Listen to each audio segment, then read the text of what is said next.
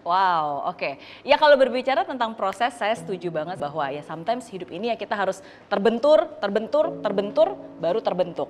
Dan benturan terbesar yang pertama kali saya hadapi itu tahun 98 ya.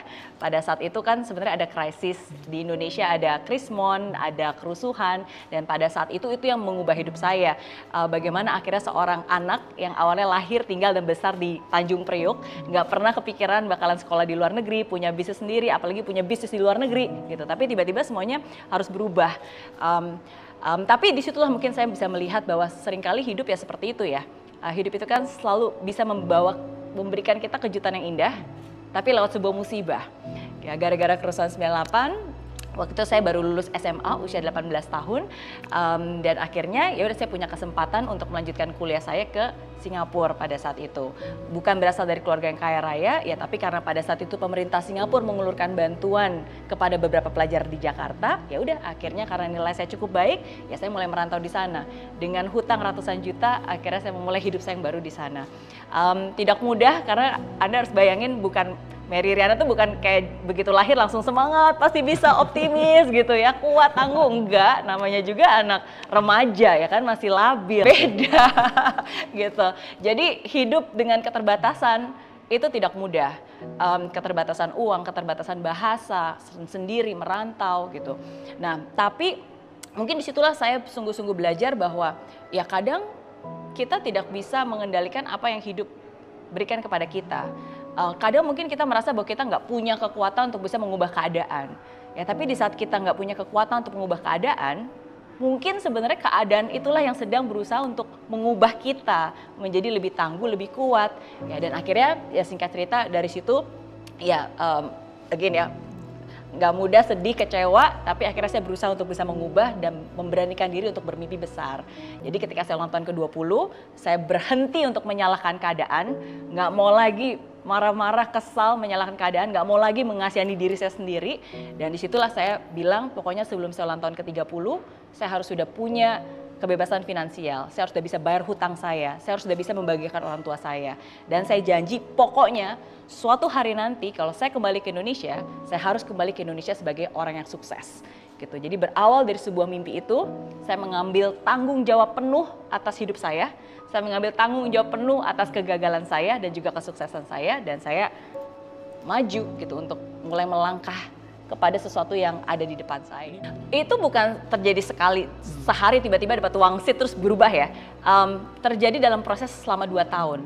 Jadi tadi kan umur 18, tapi ketika saya berani memutuskan untuk berani bertanggung jawab atas hidup saya, berani bermimpi besar, itu di saat ulang tahun saya ke-20. Jadi 1,5 tahun pertama prosesnya itu ya again yang kayak tadi, sedih, merasa hidup ini nggak adil, kenapa begitu saya lulus SMA harus ada kerusuhan, kenapa saya harus pisah dari orang tua saya, kenapa teman-teman yang lain bisa makan enak di kantin, sedangkan pada saat itu saya harus susah-susah, ngumpet-ngumpet, makan roti di toilet, karena keterbatasan biaya dan saya malu gitu kan, saya nggak mau ngasih tahu kesusahan saya gitu. Nah tapi ya again disitulah butuh waktu hampir 2 tahun untuk saya menyadari, mau sampai kapan sih kamu hidup susah seperti ini? Mau sampai kapan kamu menyalahkan keadaan? Mau sampai kapan gitu? Dan disitulah akhirnya saya sadar dan akhirnya saya mengubah cara pandang saya dan mengambil tanggung jawab penuh atas hidup saya. Dan disitulah saya memutuskan untuk enggak fokus dan terjebak dengan keadaan. Karena seringkali kalau kita berada dalam sebuah keadaan yang tidak baik, kita ngelihat kiri, aduh susah. Kita ngeliat ke kanan, aduh nggak punya. Kita mau maju ke depan, aduh nggak bisa apa-apa. Gitu, seakan-akan nggak ada yang baik. Tapi saya memilih untuk tidak fokus kepada keadaan, tapi fokus kepada masa depan. Keadaan saya mungkin tidak baik, tapi masa depan saya percaya jauh lebih baik daripada keadaan saya sekarang. Gitu. Jadi itu sih yang saya berusaha untuk mengalihkan perasaan dan semangat saya dan fokus kepada ada yang di depan saya gitu. Bukan berarti begitu saya punya mimpi, terus tiba-tiba, yeay semua hidup jadi indah, bangun pagi matahari bersinar gitu kan, terus tiba-tiba dapat rejeki, enggak gitu. Oke, tetap aja ketika kita sudah punya mimpi, saya punya keberanian untuk melangkah, bukan berarti semuanya jadi gampang-gampang aja, enggak. Justru saya bilang seringkali yang terjadi adalah sebaliknya. Selalu akan ada yang namanya ujian, selalu. Ujian itu akan selalu ada di awal, begitu kita memutuskan untuk mulai dan juga menjelang garis finish akhir. Nah jadi pada saat itu ketika akhirnya saya ya itu kan punya mimpi, terus harus gimana nih, mau ngapain, mulai dari mana gitu kan. Saya masih nggak tahu harus ngapain, saya nggak tahu harus mulai dari mana, saya masih nggak tahu gimana ya caranya. Ya tapi saya percaya bahwa oke, kalau gitu berarti bertahan aja nggak cukup, saya harus berjuang.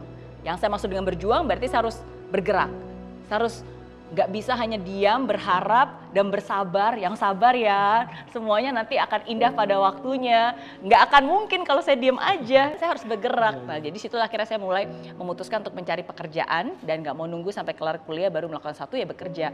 Ya tapi kan again tadi nggak mudah ya, apalagi ternyata kan saya nggak punya izin kerja di Singapura, cuma punya student pass. Jadi saya benar-benar mulai dari apa yang saya bisa kerjakan, upah harian, kerja bagian brosur di jalan, jadi pelayan restoran, kerja di toko bunga, ya pekerjaan-pekerjaan yang mungkin banyak orang meremehkan, ya tapi disitulah hidup mengajarkan saya tentang proses, hidup mengajarkan saya tentang kesetiaan, hidup mengajarkan saya bahwa kita tidak boleh mengecilkan kesempatan dan pekerjaan apapun. Gitu. Dalam hidup kita asalkan kita terus setia pada prosesnya, percaya pada prosesnya, ya pada akhirnya kita juga akan bisa mendapatkan hasil yang kita inginkan.